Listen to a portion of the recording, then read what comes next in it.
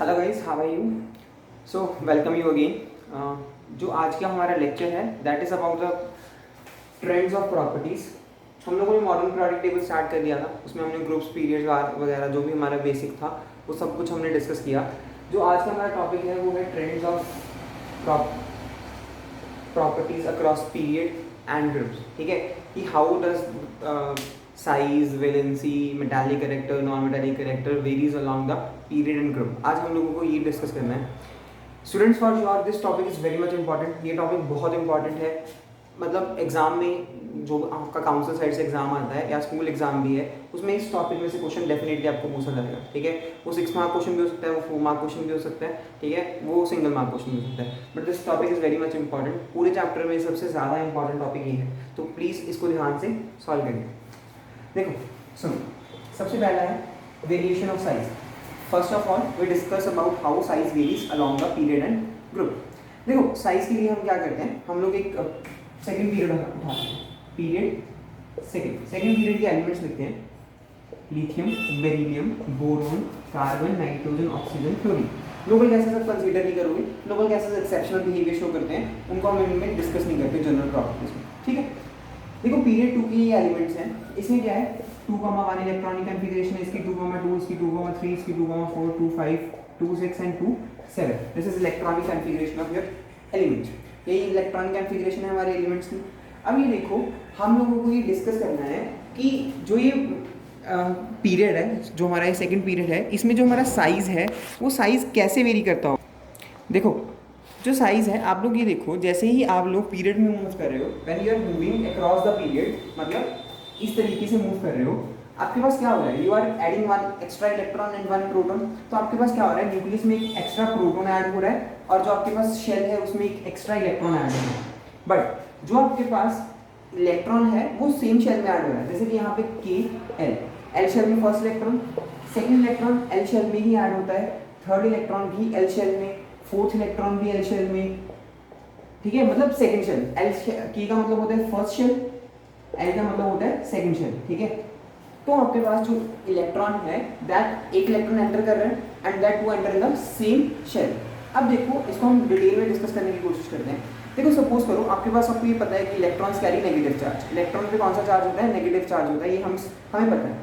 जब same shell में एक इलेक्ट्रॉन है तो कोई दूसरा इलेक्ट्रॉन नहीं, तो कोई रिपल्शन नहीं। जैसे एक दूसरा इलेक्ट्रॉन आया वो मैक्सिमम डिस्टेंस पे रहेगा, बट कुछ ना कुछ आपस में इनमें इंटरेक्शंस होंगी। इंटरेक्शंस कौन सी होंगी, रिपल्सिव इन नेचर होंगी, क्योंकि इस इलेक्ट्रॉन पे भी नेगेटिव चार्ज है, इस इलेक्ट्रॉन पे भी क्या है, नेगेटिव चार्ज। जैसे ही थर्ड इलेक्ट्रॉन एंटर होगा वो कुछ यहाँ पे एंटर होगा, इनका डिस्टेंस आपस में कुछ और कम हो जाएगा। जब और कम डिस्टेंस होगा, सिमिलर चार्जेस हैं जब पास में आएंगे, तो अल्टीमेटली क्या होगा, आपके पास देयर विल बी रिपल्शंस। तो ऐसे ऐसे करते हुए आपके पास मैक्सिमम मतलब इलेक्ट्रॉन्स फिल होते जाएंगे, मैक्सिमम 8 इलेक्ट्रॉन्स फिल होंगे। अब जैसे ही इलेक्ट्रॉन्स फिल होंगे, मतलब एक इलेक्ट्रॉन बढ़ता जाएगा, तो इलेक्ट्रॉन रिपेल करेंगे। जब देखो ना दो चीजें रिपेल करती हैं, एक दूसरे से दूर भागती हैं, तो ऑब्वियसली साइज क्या होगा, बड़ा होगा। तो पहला फैक्टर है इलेक्ट्रॉन इलेक्ट्रॉन रिपल्शन। आपके पास क्या होगी, इलेक्ट्रॉन और इलेक्ट्रॉन के बीच में रिपल्शन होगी, जिसके कारण क्या होगा, size tend to increase, size tend to increase. Second factor ये देखो, सेकेंड फैक्टर में हमें देखना है कि यहाँ पे इलेक्ट्रॉन्स तो ऐड हो रहे हैं, सेम टाइम में ही प्रोटॉन्स भी तो ऐड हो रहे हैं, तो न्यूक्लियस का जो पॉजिटिव चार्ज है वो और ज़्यादा इंक्रीज होता जा रहा है। तो न्यूक्लियस की जो पावर है वो और ज़्यादा इंक्रीज हो रही है। अब न्यूक्लियस की पावर का क्या मतलब है, nucleus will attract the electrons. Nucleus क्या करेगा, इलेक्ट्रॉन्स को अट्रैक्ट करेगा, न्यूक्लियर अट्रैक्शन बेसिकली। तो जब वो अट्रैक्ट करेगा, अट्रैक्शन के कारण जब कोई चीज़ एक दूसरे को अट्रैक्ट करती है तो उनका साइज क्या होता है, डिक्रीज होता है। न्यूक्लियर अट्रैक्शन मतलब attraction of positive charge to the electrons, तो साइज क्या करता है, साइज टेंड टू डिक्रीज। तो ये दो फैक्टर हो गए हमारे पास, एक इलेक्ट्रॉन इलेक्ट्रॉन रिपल्शन, दूसरा हमारे पास क्या हो गया, न्यूक्लियर अट्रैक्शन। दोनों साइज, जो दोनों फैक्टर्स हैं वो एक दूसरे को अपोज कर रहे हैं। एक जो फैक्टर है that tends to increase the size, और जो दूसरा फैक्टर है that tends to decrease the size.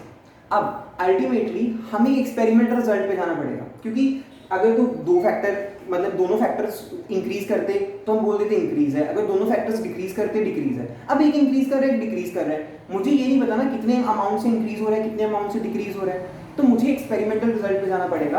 तो जब हम एक्सपेरिमेंटल रिजल्ट पे जाते हैं तो हमें ये देखने को मिलता है कि जो साइज है वो पीरियड में क्या करता है, डिक्रीज करता है, साइज डिक्रीजेस अलोंग पीरियड। तो इसका मतलब क्या होगा, जो आपका न्यूक्लियर अट्रैक्शन है वो क्या होगा, डोमिनेंट होगा। ठीक है, साइज के फैक्टर में nuclear attraction is a dominant factor. ये फैक्टर इलेक्ट्रॉन इलेक्ट्रॉन रिपल्शन से आउटशो कर जाएगा। इसका मतलब क्या है कि जो न्यूक्लियर अट्रैक्शन है वो ज्यादा साइज डिक्रीज कर रहा है एज कंपेयर टू जो इलेक्ट्रॉन इलेक्ट्रॉन रिपल्शन के मुकाबले इंक्रीज हो रहा है। सपोज आपके न्यूक्लियर अट्रैक्शन ने रेडियस को 5 यूनिट डिक्रीज किया, रेडियस को कितना यूनिट डिक्रीज किया, 5 यूनिट डिक्रीज किया, और जो इलेक्ट्रॉन इलेक्ट्रॉन रिपल्शन है उसने सपोज 3 यूनिट इंक्रीज किया, उसने क्या किया, 3 यूनिट्स इंक्रीज, तो नेट क्या हो गया, 2 यूनिट डिक्रीज हो गया। ठीक है, तो अल्टीमेटली जो आपका न्यूक्लियर अट्रैक्शन है वो क्या कर रहा है, यहाँ पे डोमिनेट कर रहा है। अब आते हैं हम, पीरियड हो गया हमारा, नेक्स्ट आओ ग्रुप पे। साइज में ग्रुप पे क्या होगा, देखो ग्रुप में बहुत क्लियर है, ग्रुप ले लो, कोई भी ग्रुप 1 ले लेते हैं, hydrogen, lithium, sodium, potassium, rubidium, caesium, ये सारे फ्रेंडशिप। ठीक है, अब देखो हाइड्रोजन 1, लिथियम 2,1, सोडियम 2,8,1, पोटेशियम 2,8,8,1। ठीक है, रुबिडियम सीजियम की आप इलेक्ट्रॉनिक कॉन्फ़िगरेशन नहीं लिख सकते, तो इसलिए मैं नहीं लिख रहा हूँ। ठीक है, तो आपके पास हुआ क्या बेसिकली, यहाँ पे क्या हुआ, जो आपका हाइड्रोजन था उसमें एक शेल है, फर्स्ट शेल, इसमें 2 शेल्स है, इसमें 3 है, इसमें 4 है, इसमें 5 शेल्स होंगी, इसमें 6 शेल्स होंगी। तो as you move down the group, जैसे ही आप ग्रुप में नीचे को मूव कर रहे हो, तो आपके पास क्या हो रहा है, आपका जो साइज है वो इंक्रीज करेगा। साइज क्या करेगा, इंक्रीज करेगा। साइज इंक्रीज क्यों करेगा, क्योंकि आपके पास एक एक्स्ट्रा शेल ऐड हो रही है। ठीक है, as extra shell adds the size will increase automatically, तो आपको जो साइज होगा वो नेट क्या करेगा, इंक्रीज कर जाएगा।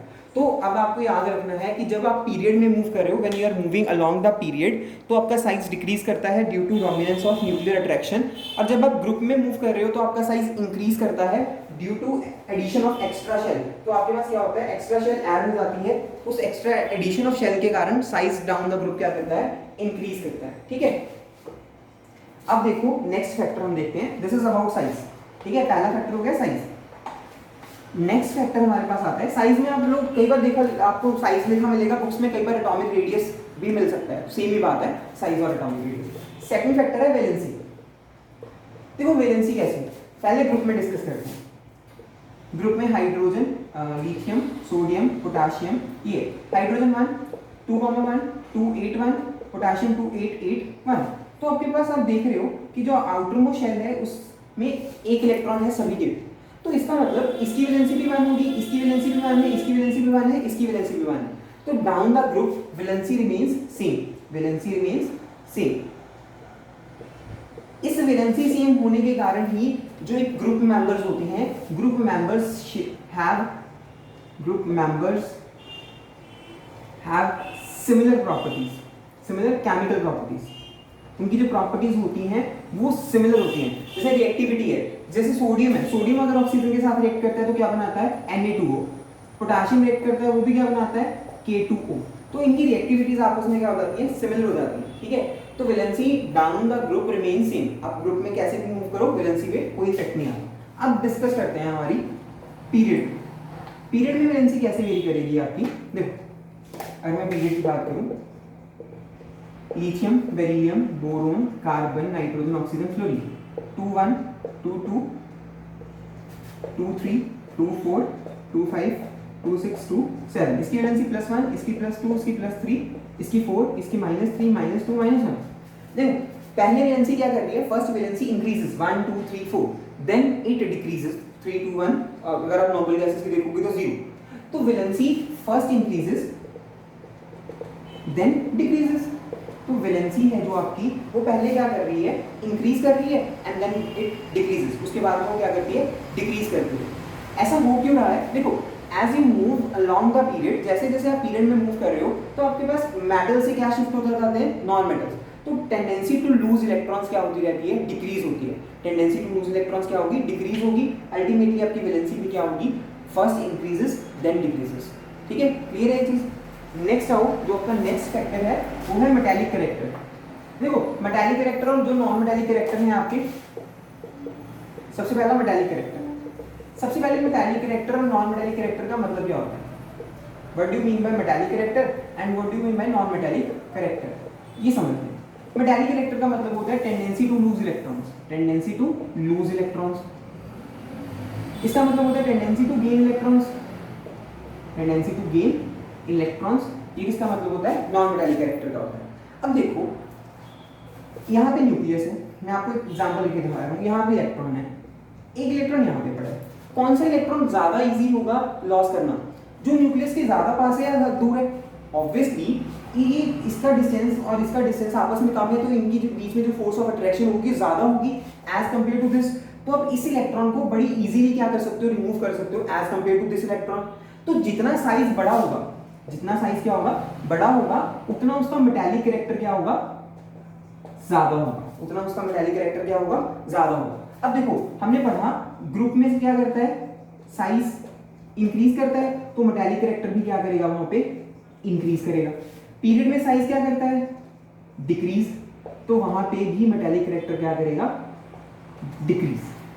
ठीक है, क्लियर? तो साइज के साथ मेटालिक कैरेक्टर का डायरेक्ट रिलेशन है, साइज बड़ा होगा मेटालिक कैरेक्टर बढ़ जाएगा। अब देखो अगर मुझे एक एक्स्ट्रा इलेक्ट्रॉन ऐड करना है, एक या तो मैं इलेक्ट्रॉन यहाँ पे लेके आ सकता हूँ या इलेक्ट्रॉन यहाँ पे लेके आ सकता हूँ, कौन से इलेक्ट्रॉन की ज्यादा अट्रैक्शन होगी, जिस पे ज्यादा अट्रैक्शन होगी वो स्टेबल ज्यादा होगा, ऑब्वियसली इस इलेक्ट्रॉन पे ज्यादा अट्रैक्शन होगी। तो जितना छोटा साइज होगा, साइज जितना छोटा होगा, कम होगा, उतना ही नॉन मेटालिक कैरेक्टर, मतलब इलेक्ट्रॉन गेन करने की टेंडेंसी क्या होगी, ज्यादा होगी। तो साइज के इनवर्सली प्रोपोर्शनल होता है आपका नॉन मेटालिक कैरेक्टर। मतलब ग्रुप में अगर मैं बात करूं, साइज क्या करता है, इंक्रीज, तो नॉन मेटालिक कैरेक्टर क्या करेगा, डिक्रीज। पीरियड में क्या होता है, पीरियड में आपका साइज क्या करता है, डिक्रीज, और नॉन मेटालिक कैरेक्टर क्या करता है, इंक्रीज। दैट्स व्हाई जब आप डाउन द ग्रुप मूव करते हो, आपके पास नीचे से नीचे आते थे मेटल्स आते हैं, और जब आप पीरियड्स में मूव करते हो तो आपके पास राइट साइड में क्या आते हैं, नॉन मेटल्स आते हैं। So this is all about the trends. एक ट्रेंड और बचता है रिएक्टिविटी, ठीक है, वो बहुत सिंपल है। देखो रिएक्टिविटी किसी भी टर्म में हो सकती है। अगर मैं रिएक्टिविटी की बात करूं, रिएक्टिविटी देखो, reactivity either in terms of आप बोल सकते हो metallic character, either in terms of non metallic character, या तो मेटालिक कैरेक्टर के टर्म्स में होगी रिएक्टिविटी या नॉन मेटालिक कैरेक्टर के टर्म्स में होगी। तो अल्टीमेटली होता क्या है, आपको पता है जिस साइड पे मेटालिक कैरेक्टर बढ़ेगा, कहाँ बढ़ता है, ग्रुप में इंक्रीज होता है। तो रिएक्टिविटी मेटालिक कैरेक्टर की ग्रुप में इंक्रीज होती है और नॉन मेटालिक कैरेक्टर की पीरियड में इंक्रीज होती है। So this is all about your trends. अब आपको इसको क्वेश्चन कैसे पूछता है, एक एग्जांपल मैं आपको करके दिखाता हूँ। जैसे कि आपके पास एक वो दे देगा आपको एग्जांपल, ठीक है, आपको दिया कि ए, दिस इज ग्रुप 1, ठीक है, ग्रुप 1 2 बी, 13 से 18 तक के ये ग्रुप्स हैं, 13 14 15 16 17, ठीक है, सी, यहाँ पे कुछ नहीं है, डी ई एफ, सपोज करो ये देखिए आपको, ठीक है, ए फर्स्ट ग्रुप को बिलोंग करता है, बी सेकंड ग्रुप को बिलोंग कर, बी और डी सेकंड ग्रुप को बिलोंग करते हैं, सी एंड एफ 17th को, और ई आपका 13th ग्रुप को। तो पूछेगा which is having most which is having larger size, किसका साइज सबसे बड़ा होगा। देखो ये सारे के सारे में इसमें सेम नंबर ऑफ शेल होंगी, जैसे आप डाउन द ग्रुप मूव करोगे तो शेल बढ़ जाएगी। अब इनमें से कंपेयर करना पड़ेगा किसका साइज बड़ा होता है। हमें पता है कि जैसे आप मूव करते हो अलोंग द पीरियड, साइज क्या करता है, डिक्रीज करता है। तो जैसे जो भी लेफ्ट पे होगा उसका साइज सबसे बड़ा होगा, तो इसका मतलब डी का साइज क्या होगा, इन सब में से सबसे ज्यादा होगा।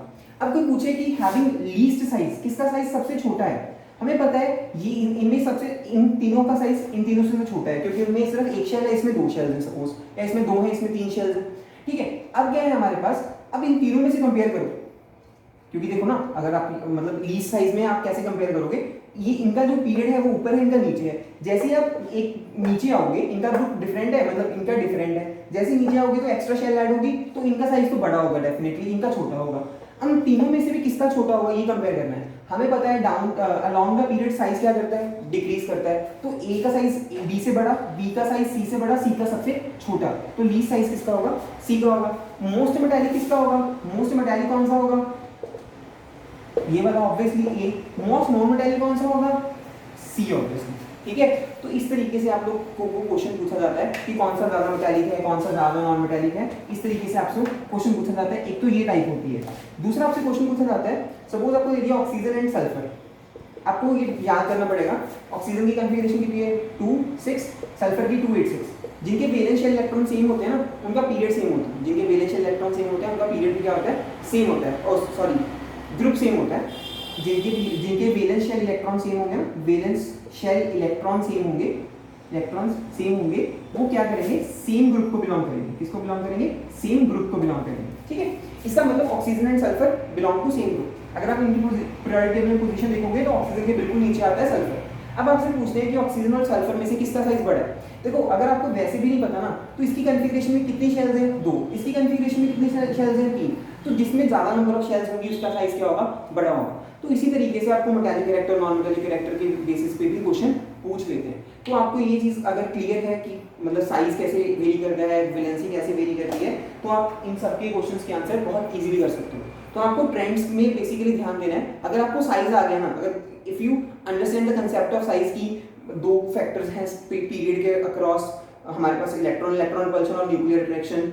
न्यूक्लियर अट्रैक्शन डोमिनेट करती है, इस कारण साइज हमारा पीरियड में डिक्रीज होता है। ग्रुप में हमारा साइज इंक्रीज होता है क्योंकि एक्स्ट्रा शेल ऐड हो जाती है। अगर आपको ये चीज क्लियर हो जाती है तो आपके ट्रेंड्स बाकी सारे साइज के बेसिस पे हैं तो इजीली आपके सॉल्व हो जाएंगे। तो मैं आपको एडवाइस करूंगा कि इनके जितने भी आपके इंडेक्स क्वेश्चंस हैं आप सभी सॉल्व कीजिए, ठीक है। ये बहुत इंपॉर्टेंट टॉपिक है और ये आपको 10th 11th में भी आगे ये बहुत हेल्पफुल हो, ठीक है। Thank you for watching. आपका ये चैप्टर कंप्लीट है, हम लोग नेक्स्ट टाइम से नेक्स्ट चैप्टर की रिवीजन करेंगे, ठीक है। आपका अगर कोई डाउट हो तो आप बिल्कुल प्लीज मैसेज कर सकते हैं। जो भी आपको कोई डाउट है, कोई क्वेश्चन है, कोई कंसेप्ट है, तो हम उसको जरूर क्लैरिफाई करने की कोशिश करेंगे, ठीक है।